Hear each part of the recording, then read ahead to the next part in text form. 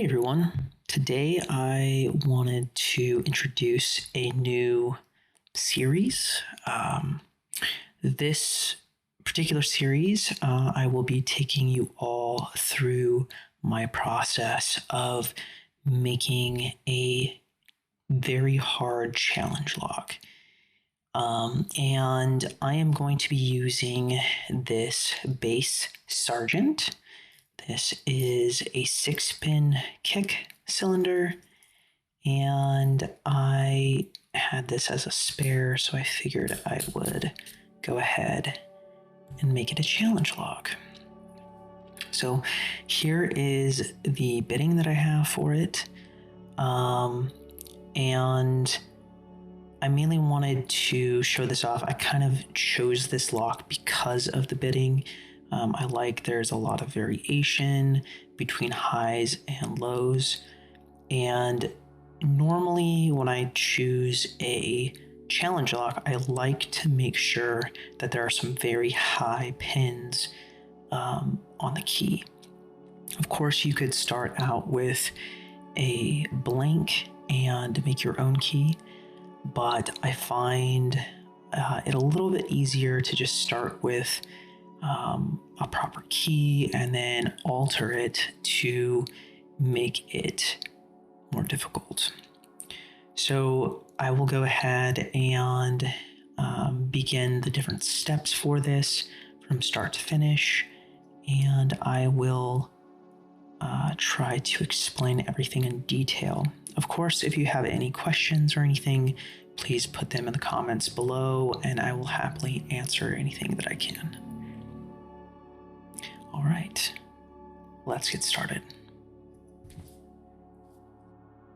All right, so the first step in making a good challenge lock is, of course, to take it apart. So I will go ahead and do that now. And with this particular lock, all it takes is to push this little plunger down and unscrew this tailpiece. All right, so I'm gonna go ahead and set this tailpiece aside and pull this out. Set that down, and there is a spring right inside here. So we'll go ahead and take that out and put it aside. From here, since this is a base lock, we don't really have to worry about shimming necessarily because it is just a standard. There's no sidebar or anything like fingers or anything like that will cause problems when gutting. It's all just standard pins. So I'm gonna go ahead and put the key in. I'm gonna go to turn it a few degrees either direction. I prefer to put the Bible down and keep the core pins or the key pins facing up. And take your follower, slide right in and push it on out. Just like that. All right. Go ahead and pull this out and we will put all of the pins in their designated tray here. And set the core alongside.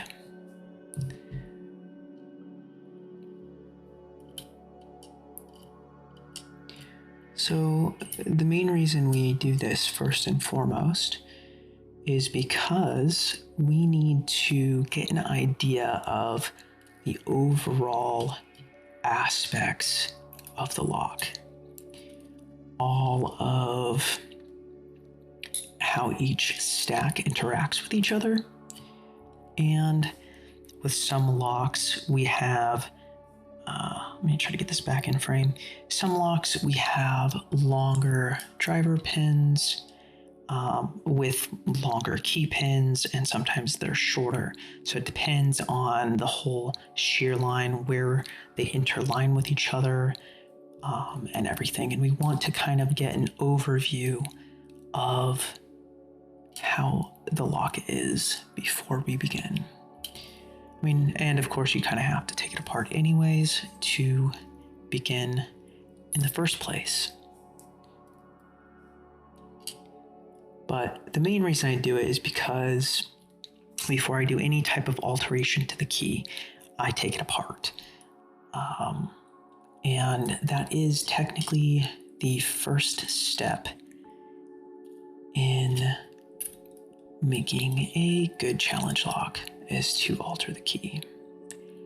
At least that's how I do it. Some people do it different ways. I do it that way. All right, so there is the Bible. And a lot of times what I do is I will mark the front end of this Bible, because this one is not universal. So if you look right here, this is thicker than if you look right here. Some locks are universal, but I definitely do not want to mess this up. So I will mark it with an F for front, just like that.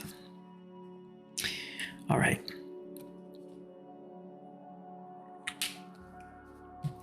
Now, what we'll do is we'll kind of get an idea of what pins are longer than the others, and see how the distance between the shear lines interact with the ones around them. Line this all up.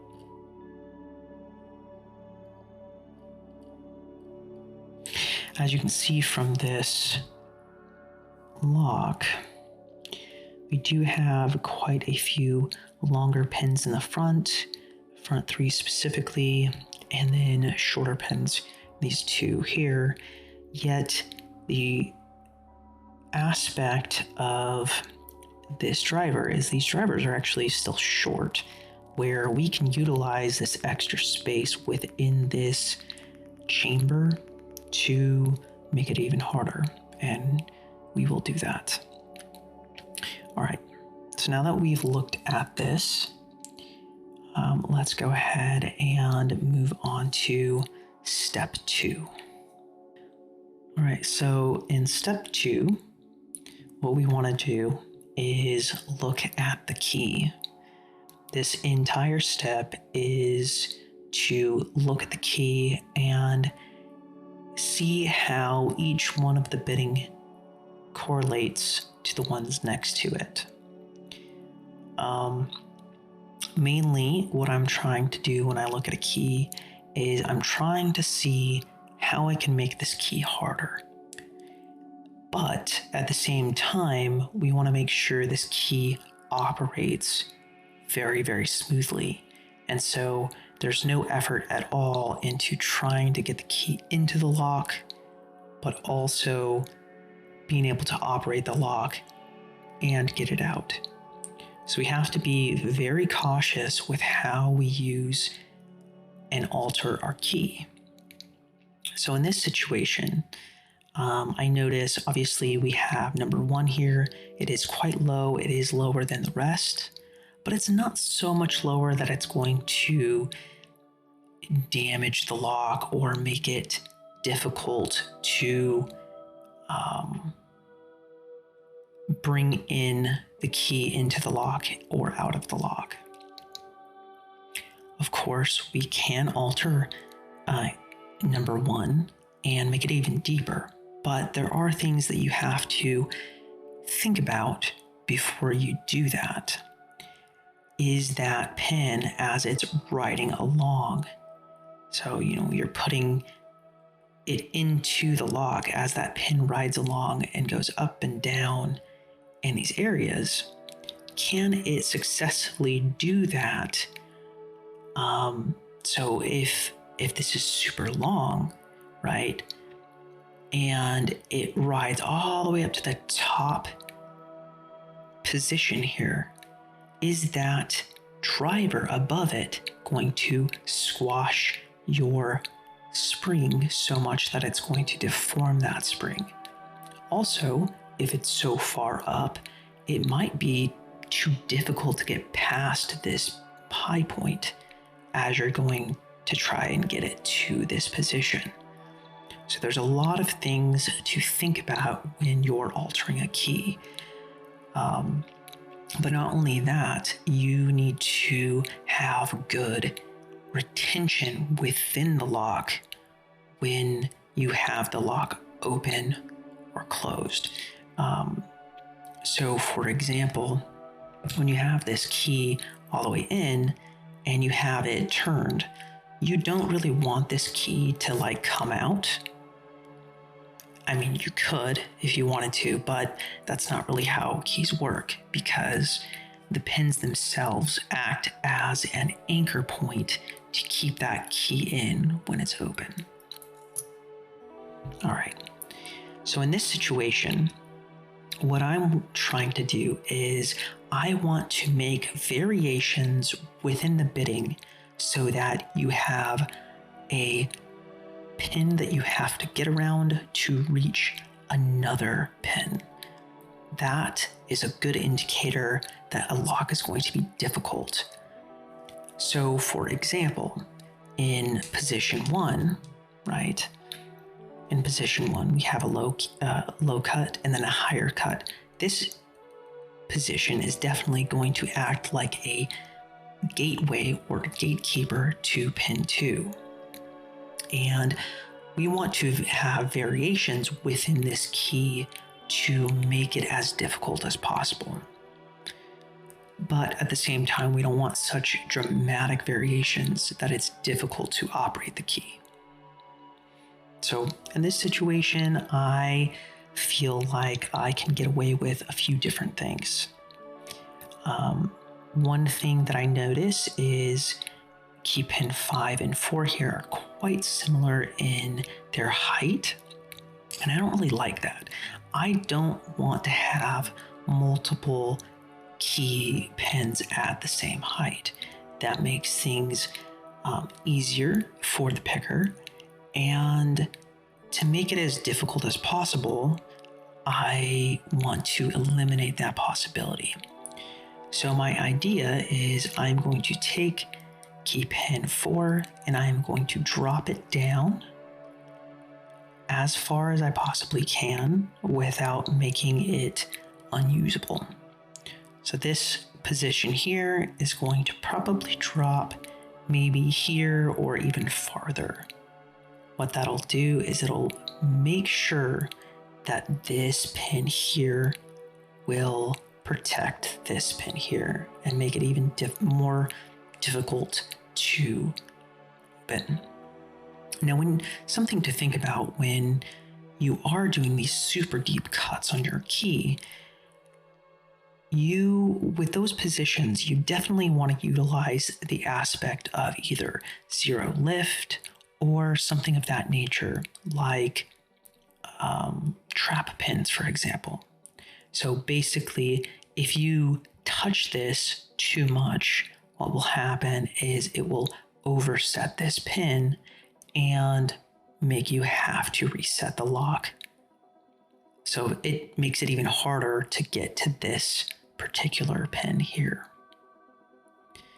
All right, so I am going to go ahead and mark this out and see what else we can do.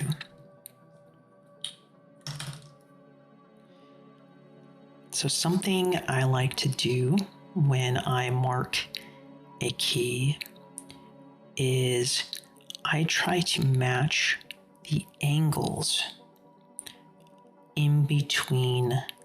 So like right there, this little angle here, I want to match my angle of my file between these two to that angle. So in this case, I'm going lower than this one, so I want to match this angle here. And what that'll do is it'll guarantee that it's going to make it easy for the pin to ride up and down that angle in between. All right, so let's see what we can do. Of course, doing this through a camera is definitely difficult.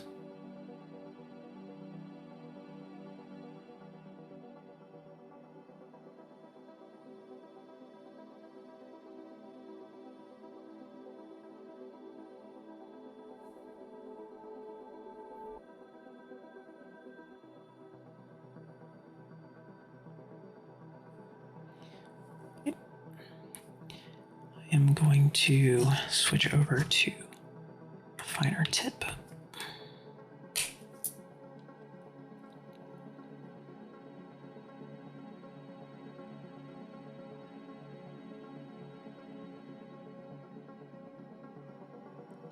Something to remember in doing this is we do not want to take too much of this bottom surface away, as that is where your pin will ride. So ideally, this should be even kind of taken away a little bit more. So we got to remember to only go to that bottom cut there, that little angle right there, cut that down. All right, so now we have a low, a higher, and then a kind of a sharp angle this way, or a gentle angle, I should say, and then a sharp up and then down. That is quite a good challenge lock right there. There is variation between highs and lows and some in between, which is great. All right, so something to also note, thinking about the future and the types of pens that I will be putting in this is there could be a possibility that it's going to be difficult to hit these pins. So here's a pin here, and when you hit it, you want that pin to lift up and ride along this point. Well, sometimes that makes it difficult with the types of pins that we make. So what we'll want to do is we will want to kind of cut this off, this little section. It's a little dry. Let me go ahead and do it with this side. So what we'll want to do is kind of like cut that off. That will help with operation. And in the future, if I find that this tip of the key is hitting against that pen and not allowing it to rise up, we will most likely angle this down just a little bit, kind of like this kind of angle. So we want to make sure that the tip of this is low enough that even if we drill out one of those chambers a little bit, it will allow that pin to ride up and get into a proper position. So that's a little trick to deal with those kinds of pins. All right. So now that we have kind of got an idea of what we want to do, our next step is to alter the key. And this is going to take a little bit of a process, but we will go from there. And from that point on, we will most likely have to make our own pins, our key pins, which is not a problem. There is plenty of materials that you can get, and I can link some of places to buy like 3mm brass rod, and that allows you to make whatever length of key pin that you want. All right, I will go on to the next step. 1 second before I go, I want to discuss something, since we were just talking about drilling out chambers. So something to note in dealing with the height of your key pins, you have to take into account your actual keyway as well. So it's a little difficult to tell, but as you can see inside of here, there is little drill sections where they actually drilled the chamber in to that area. And as you take a pin in whatever chamber it is, you drop it down, you see that it actually sits in that little drilled section. So when they make cores, they incorporate ledges or warding, and they incorporate the way that they drill those chambers to kind of hold that pin in place from dropping too far. But what you can do if you want to make a very evil or difficult lock, you can actually drill that chamber out just a little bit and force this pin to have a longer travel to its shear line. This allows you to put more alterations to your driver pins and make them harder to pick. Plus, you can also have slightly larger or longer driver pins as long as your Bible has enough room to incorporate those longer driver pins. All right. From here, let me go ahead and drop that there. Something I want to note is when you're drilling out your chambers, you definitely want to make sure that there is some location for that pin to rest on. So you don't want to drill out a chamber too far. Otherwise, it's going to be down here and it's basically going to fall out. So you have to be very careful with drilling out. Extremely careful, mind you. Something to note is also, like I was mentioning before, the nose of it.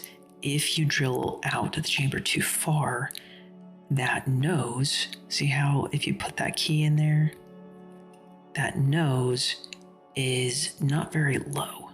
So you drill that out and your pins are sitting right on this warding, for example. The nose of this key will bump into the side of the pin and it won't have any chance to be able to lift up. So you have to alter the key to get it even lower than that point to be able to ride it up. And that's the whole point of altering this tip. All right, let's go ahead and move on to step 3. Welcome everybody to step 3, filing the key. Between step 2 and step 3, I redrew the key and decided to file down number 1 as well. I wanted to make sure that we had plenty of deep cuts within the key to make it challenging. So first of all, I am going to be using a triangular file and kind of roughing out the general design on key pin number 4.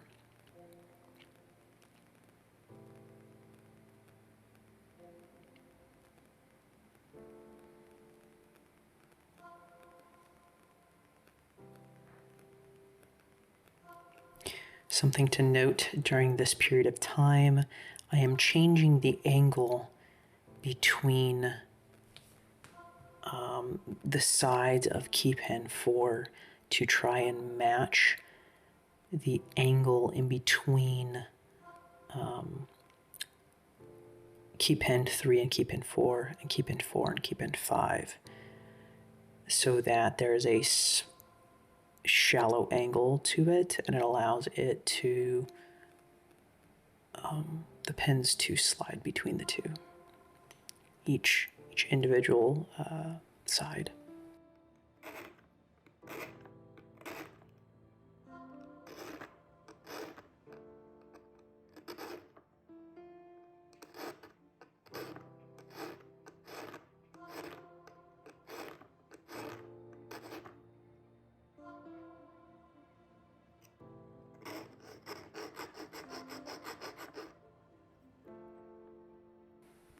Now I'm using a square file, a small micro square file, and I use this specifically because I want to have a very flat surface at the bottom of the cut of that key, so you can see it squares out that angle quite a bit.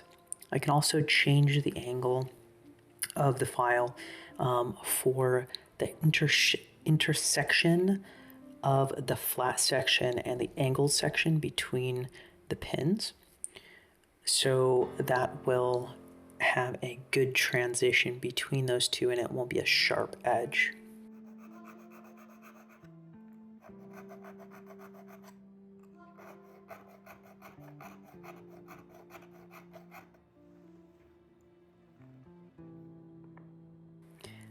Now I'm going to be using a triangular microfile, or needle file to be exact, and that helps with the transition as well. Each one of these files helps to do a specific type of purpose, and some are a little bit more rough than others, so it will make it easier to take off more material.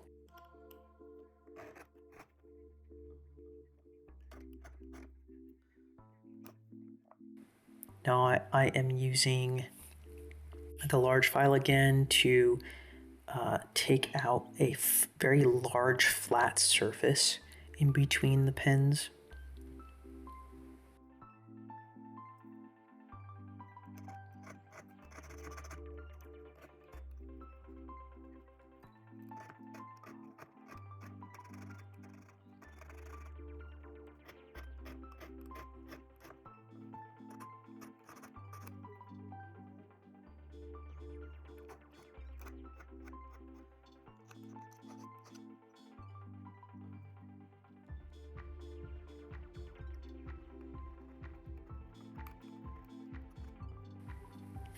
Now I am taking off the little burrs on the far side. When you file, these burrs will build up as you're taking material away. So you want to take those off and make sure that they're gone at the end. So now I'm going to be moving on to key pin 1 and kind of working that down in the same procedure as key pin 4. And I decided to, in the end, make it even lower than what I show here. I want key pin 1 to be very deep. As deep as possible without damaging the operation of the key. This will really lead to high chances of either firing a trap pin or oversetting the first pin, or basically preventing someone from picking the pins behind it. So a lot of people will do a very low pin in the first. Now I'm going to be using a needle file that is flat and wide for the same purpose as I used the large triangular file.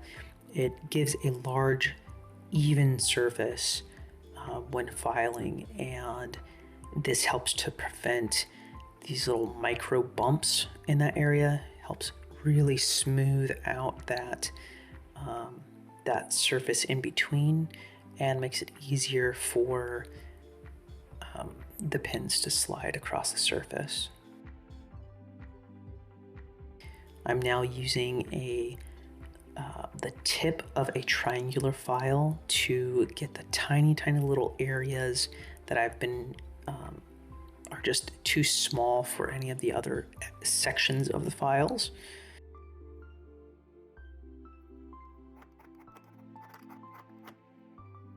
As you can see, it is coming together very nicely. It is ready to continue doing final touches and kind of just slowly work in the shape that I am going for.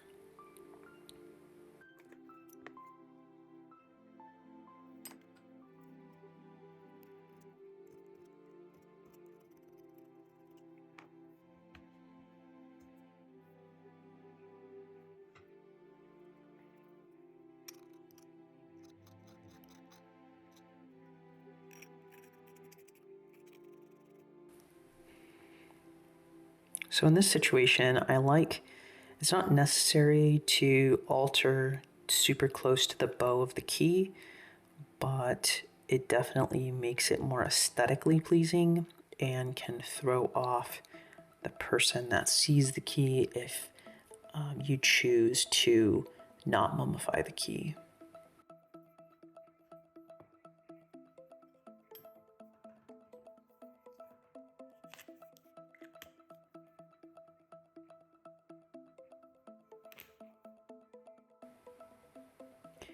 So here, what I'm doing is I'm marking the very bottom of the bitting that I altered, and this is so that I can look inside of the chambers once I put the key into the core, and I will be able to see where they are within that chamber. If they match up just right, it's centered, and so on and so forth. I will show a flashlight here, kind of like shining into that area so I can see. And as you can see right there, number 1 is perfectly aligned with that chamber. That entire flat surface is perfectly aligned. And number 4 actually is quite aligned too, but the angle is a little off in the regards of what you can see.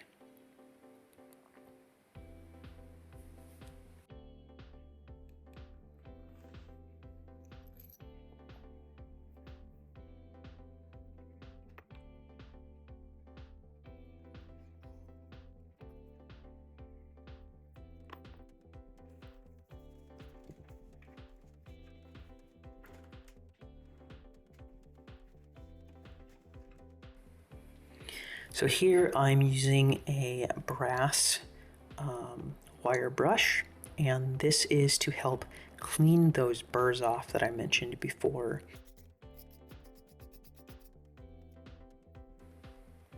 So now that I've started to alter the nose of the key, or the tip of the key, you'll see shortly the reasons why I'm doing that.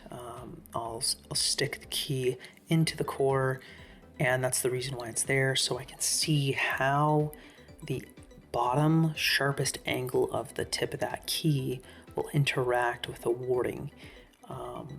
And you definitely, if you're going to have very low pins, you want to have a very low angle on the tip of your key so that you can inevitably lift those pins up.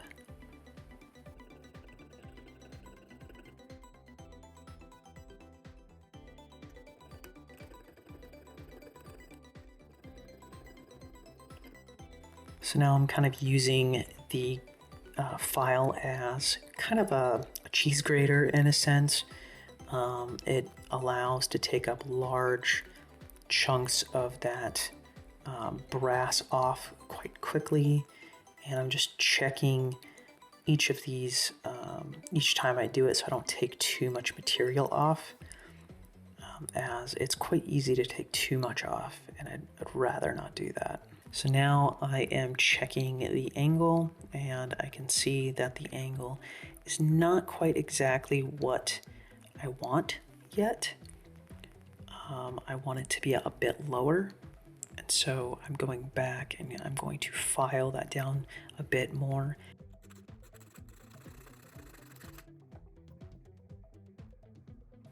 As you can see now, that that angle is basically at the bottom of the warding, and so that if the pins are sitting on that warding or even a little bit lower than the top of that bottom warding, the tip of the key will actually still be able to lift those pins up.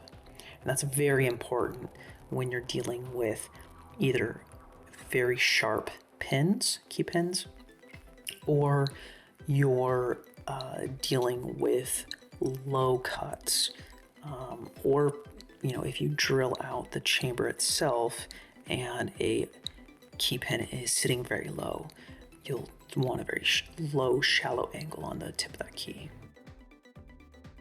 So now that I am comfortable with the tip of the key, I am going to move on to making the chamber 1, the first cut, a little bit lower.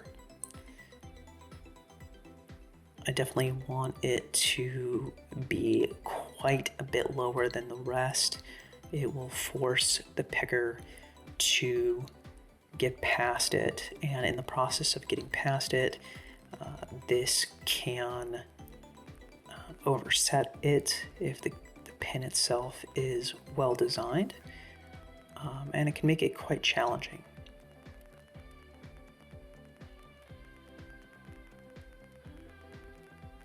I think the big aspect of making hard challenge locks is to have a variety of very long pins and very short pins. Simple as that. That's the simplest term you can state when it comes to challenge locks. And I mean, obviously you'd want to have difficult pins in it as well, but bitting alone can be a substantially difficult thing to pick, even if you have just standard pins. Sometimes less is more when it comes to pins, actually. Case in point is Griffin. Extremely hard lock, but there's very little alteration in it. It's just very well thought out. And shout out to Harry Bow for the masterpiece that is Griffin.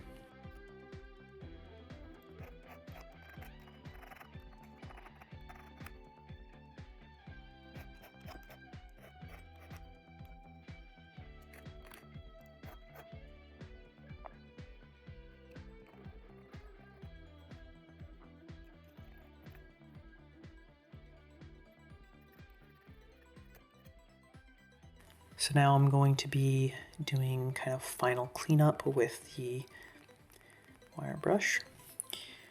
And I'm going to kind of do some final touches on the peaks of the key. I definitely want to limit how far the pins have to move up on the key, especially for those really deep cuts, because I want there to be a maximum amount of driver pin that I can put into the Bible that will not damage the spring above it or get blocked by the top of the Bible. So if I limit those little extra peaks, it will allow me to have a little bit extra room, pretty much millimeters of room, because it doesn't have to move up and then back down. It actually surprisingly helps the insertion of the key substantially for a lot of the really hard locks, due to the fact that it's not forcing that driver so far up into the spring, so it doesn't damage or over compress that spring.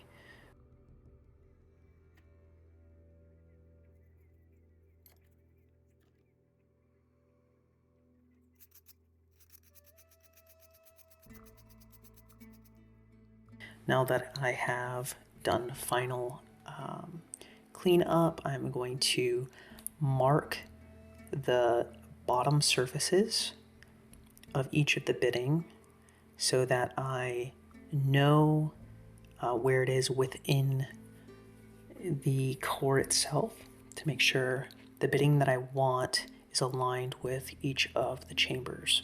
I would definitely suggest doing this as it will alleviate a substantial amount of pain when making your own key. This, if something is off, then you might do a bunch of extra work on your pins and then come to find out that the angle is slightly off and it gets worn down or something, and then you have to redo pins. It takes a little bit of time to get it perfect, and it's going to require some practice when doing this. And so what I would suggest is, if you're wanting to make very hard challenge locks, I would suggest that you start out with base keys that are already cut, and don't even alter the key at all. Just find good bitting and alter pins first. Once you start feeling comfortable with making harder and harder locks, then you can start taking those base keys and slowly altering them. It's definitely the easiest way to deal with it because you already have something to work with. You already have bitting to gauge the distances between each of those cuts, and that allows you to not have to do guesswork with a blink or anything like that, or have to mark anything. But eventually you should be able to get comfortable enough with it that you will be able to make any key that you want very easily. Hand filing is not difficult by any means, as you can see. Well, anyways, thank you all for watching part 1. This is the end of step 3, and thank you all for picking with me today. I hope you have a great one.